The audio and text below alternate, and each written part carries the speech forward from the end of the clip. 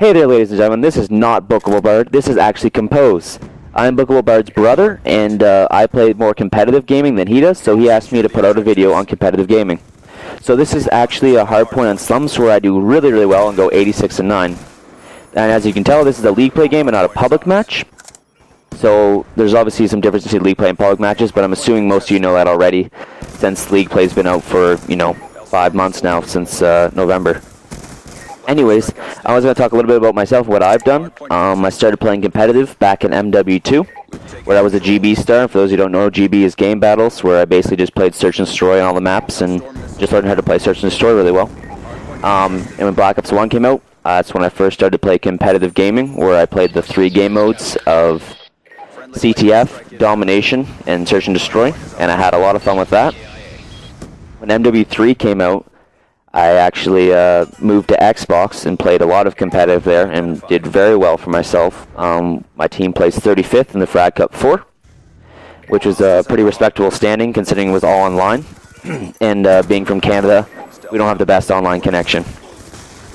And when Black Ops 2 first came out, playing with the same team from MW3, we placed 40th in Frag Cup 5, which is a pretty good standing considering we didn't play this game nearly as much as other people did when it first came out. We just didn't have the motivation, I guess, to play that much, but it was still a lot of fun. Anyways, so that's kind of more or less summed up what I am, and I want to talk about this gameplay.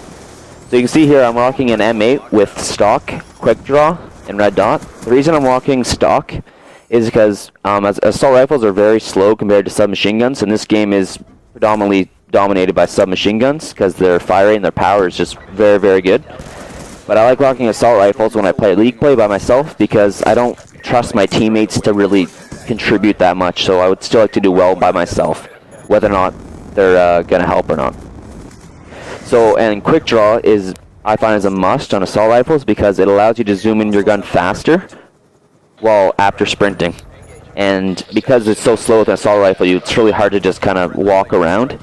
So you just do a lot of sprint running like I'm doing here. You want to be able to zoom in fast.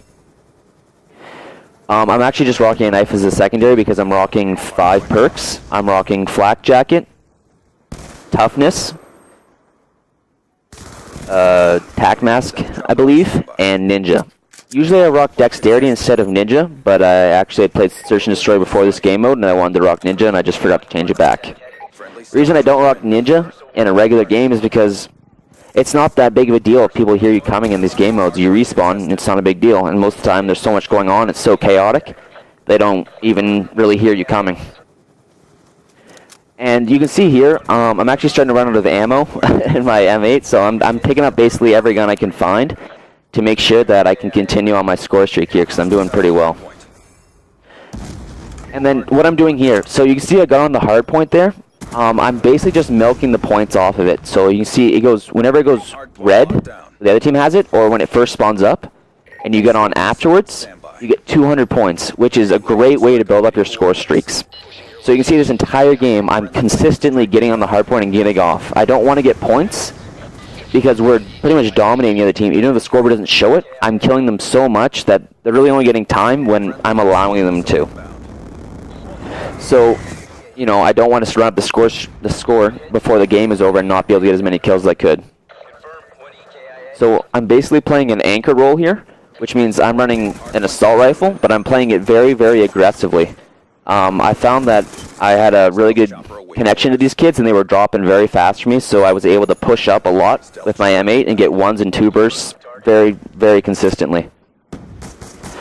Also, you see there I pick up the SMR, which is actually perfect for the role I'm playing because the other gun I had was an MP7, and that's not going to help me play the role that I'm playing right now. I'm sticking back, letting my teammates generally rush the hard point before I am, and I'm basically trying to see where they're getting shot from, and I'm going to try to kill them and then push up and kill them as they come to the hard point, thus letting my teammates get on the hard point and get all the points for us.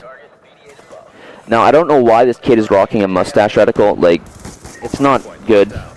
Rock the regular red dot, please. It's not good to rock those at all. It's not helpful. It just cuts out your view. Now you can see here I'm pushing the side because the next hardpoint's going to spawn right where I am, and I want them to start spawning on the other side of the map so we have, control of the hardpoint. That's what an anchor does in hardpoint. He wants to control where his team spawns. So I'm going to actually sit in the back here and try to make my team spawn there so, you know, we can control this hard point. Because if we're spawning right in this corner here, as opposed to spawning across the map, it's so easy for us to control the hard point. So again, you can see me getting those 200 points. Now right there, I'm actually calling in a strike. I'm not sure why it went empty, but anyways. So I'm just going to sit in this back head glitch and kill them as they come in, get the 200 points, and run back. And let my teammates control of actually getting our team points and holding it down. Now right here, I almost get freaking smacked. This kid, I could not seem to hit him, but he had great aim there, and he probably should have killed me. He just didn't. Now, you see, I think I'm on a 15 kill streak here with my gun, so I'm doing really well. And I'm just basically going to watch this back alley here for a little bit and make sure that no one tries to flank my team. Because you see, I have 3 guys over... Well, I had 3 guys. I have 2 guys on the hard point right now that they should be able to watch in front of them. When I see a hard point contestant, I just look over, put a couple shots in, and then keep going back to watch the back alley. So I'm just going to basically stay here and try to control the hard point for my team. Now I'm actually, usually the anchor will rotate early to the next hard point and try to get his team to spawn there before the hard point comes up.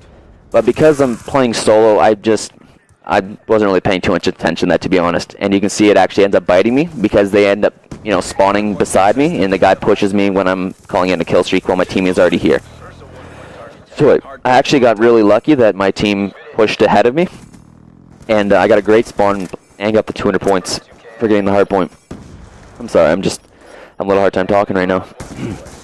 Anyway, so I'm basically sitting at the front here with an SMR, which is not the best thing to do. As you can see there, the SMR's got a really slow fire rate, and I went up against a submachine gun there, and I got dominated. I got lucky with the first kill because the guy wasn't expecting me to be there, but the second guy knew I was there, and he was ready to take me out.